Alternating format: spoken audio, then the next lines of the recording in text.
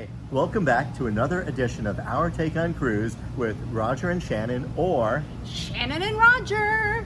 My name's Roger Blum with Cruise and Port Advisors, and I am back once again with Shannon McKee of Access Cruise. We have a very special background today. We are in a secret garden in Coconut Grove, Florida, but it is a secret we will not tell you unless you see us and ask. That's right, the secret garden in Shannon's backyard.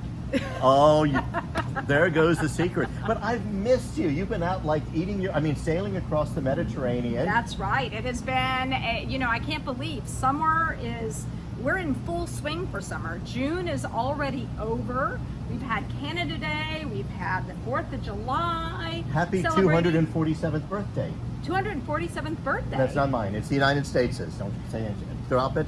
That's right. So, but usually I think of it for us that live in the United States is the 4th of July is kind of the midpoint for summer for us. It is. The kids go back to school in mid-August already. So, I had a fabulous few weeks sailing throughout the Mediterranean with Oceania Cruises, which was lovely. And I've got some very special additions that I worked on while we were away with some of the visits that we had in Turkey and Israel, which is fun. And you've been traveling too. Well, I've seen some of yours, and there's a whole bunch of not Roger videos, but they're still really great. It looked like you had a great trip.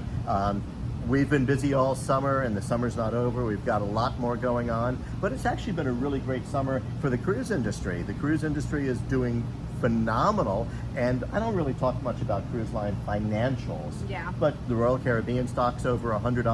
Woohoo! You have Royal Caribbean stock? Yes. And why wouldn't I?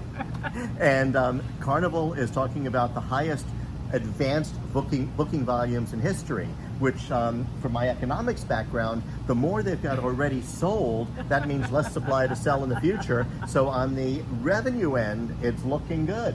It is looking good, but you know what? There's new challenges facing the cruise industry too. I don't know if you saw in the news the other day about the airlines. American Airlines has taken away the marine fares, which we were just having a conversation about, what the marine fares mean, which was these discounted rates, a lot more flexibility. And I don't know if this is true or not, but I had once heard that Carnival Corporation was the largest purchaser of air in the world.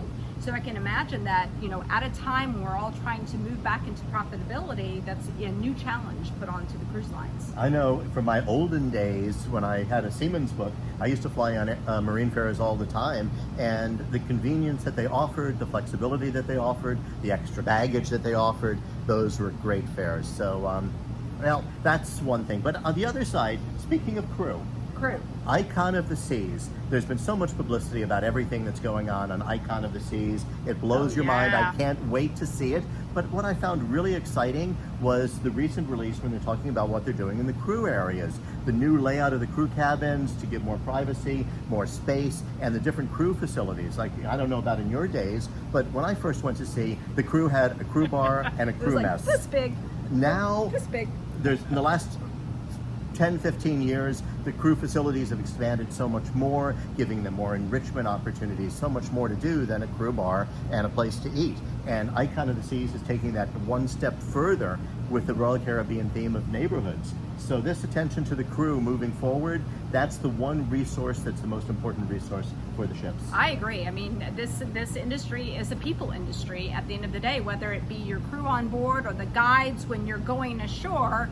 That's really what can make and break a cruise. And I think that there is a lot of competition for the best crew that's out there. So whatever you can do to secure the best of the best, satisfy your passengers, because we know happy crew, happy passengers, right? Absolutely. And I mentioned it last week in the, I was kind of joking a little bit on the FCCA video I did, but it is a people business. So no matter how incredible these ships are, no matter what goes into them, and the destinations, like you said, the guides make a destination, the crew makes a cruise. So I don't see anything changing in the future. This will always be a people business. And right now we're in the height of summer. And what was it that Linda said to us? We were having a conversation, and when she said it was revenge travel, right? That's right. Because for me, who just came back from traveling, I've got more business travel throughout the summer.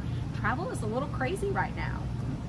Everybody who's in North America knows that the airports have had a crazy week, but whatever. At least when you get on a ship, it's a lot more relaxed. and a lot That's the more reason fun. why you should be taking a cruise, right? You can get there, which is also why we talked about the drive market. Speaking of air, the other thing we were just talking about, Seatrade Hamburg is coming. Oh. It's basically 2 months from now. Get your airline tickets, get your hotels, spend an extra day. Don't miss Hamburg Days. Cruise Days. So this is the time. Don't delay anymore. Prices aren't going to come down. No. Availability is not going to be anymore. No. Go ahead, book your trips to Seatrade Hamburg. Are you booked? That's right. I've got to watch this video to remind myself to actually say what I do what I say. Well, I am booked. Linda's booked. We've got the hotel booked. We are ready to go. You have room on the floor?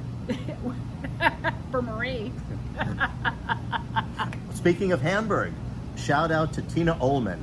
I just saw in the press that Tina, who everybody knew from her TUI days, we talked about her a couple months ago.